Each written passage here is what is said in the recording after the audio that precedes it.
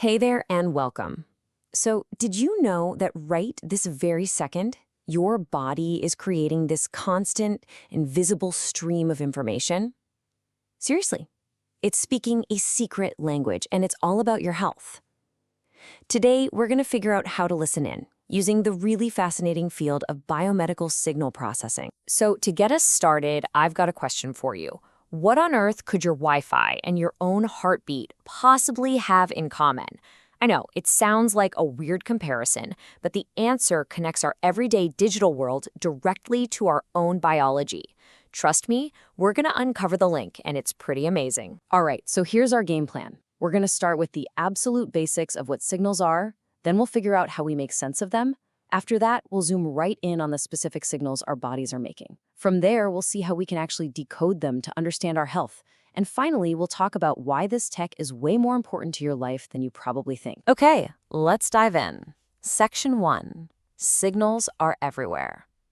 Look, before we can understand the language of the body, we've got to learn the basic grammar, right? And that all starts with this one core idea, the signal. So, what even is a signal? Well, at its heart, it's really just a way to carry information. Think of it like a message. It could be the changing notes in a song over time or, the different colored pixels in a photo across a space. The main thing to get is that it's just data on the move, telling us something about the world. And when you really stop and think about it, you realize we are just swimming in signals all day long. The music you're listening to, that's an audio signal. Your phone grabbing a Wi-Fi connection, a communication signal. Even a simple thermometer giving you a reading, that's a temperature signal. We are constantly sending them, receiving them, and using them without even thinking about it. Section 2, making sense of signals. Okay, so we've established that signals are all around us and they're packed with data. But what do we actually do with all of them? I mean, how do we go from just a bunch of raw data to something that actually means something? Well, that is where signal processing comes into the picture. This is basically our toolkit. It's all the techniques we use to pull out the useful stuff. It's about cleaning up the mess, finding the important patterns, and basically turning a chaotic stream of data into something we can actually understand and act on. I absolutely love this analogy. Just think of signal processing as a universal translator. It takes this raw, messy, seemingly random signal and translates it into clear, useful information. This idea of translation, it's really the key to everything else we're going to talk about today. So let's bring this all back home. Section 3, the body's secret language. We're going to take that big idea of signals in their translation and we're going to point it inward to listen to the messages coming from inside our own bodies. And these are what we call biomedical signals.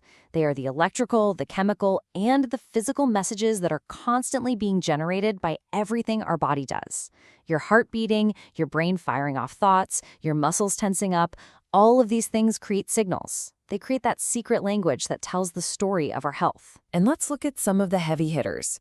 You've probably heard of an ECG, the electrocardiogram, right? That listens to your heart. The EEG, that tunes into all the electrical chatter in your brain. And the EMG measures your muscles. See, just like we have signals for Wi-Fi and Bluetooth out there, our bodies have these very specific and very vital signals on the inside. Okay, so this brings us right to the heart of it all. Section 4, decoding our health. This is where we put everything together. We've got the body's signals on one hand, and we've got the tools to process them on the other. So let's see what happens when we combine them. And this, my friends, is biomedical signal processing, or BSP for short. The whole point here is to use that universal translator on our body's signals to pull out information that is medically important. It's how we get from a squiggly line on a screen to a real diagnosis, a treatment plan, or a life-saving alert. But here's the big challenge, and it's a huge one. On the left, you can see this perfect, clean signal. This is what we wish we could get. But on the right, that's reality. That's the signal buried in all kinds of noise, from other electronics, from the patient just moving around a little bit. The very first job of BSP is to somehow cut through all that noise to find the real signal hidden inside. So how does this translation actually work? Well, it's kind of like a step-by-step mission. First, you have to filter out all that background noise. Once it's cleaner, you can pull out the important features, like the specific peaks in a heartbeat. Then you chop the signal up into meaningful pieces, like one beat at a time. That lets a computer recognize patterns and match them to known health conditions.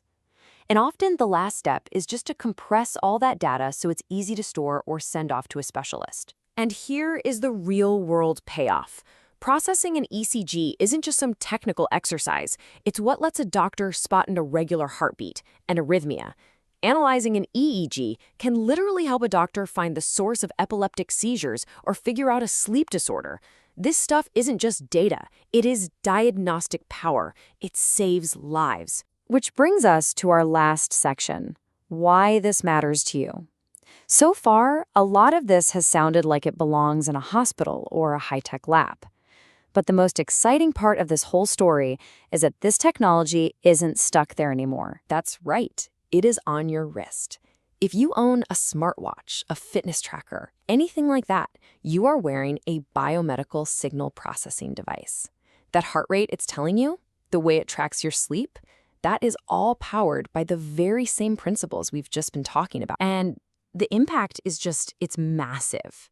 BSP is leading to earlier diagnoses for all sorts of diseases. It's letting us monitor chronic conditions in real time. It's even powering devices inside our bodies, like pacemakers that listen to the heart's own signals and then respond.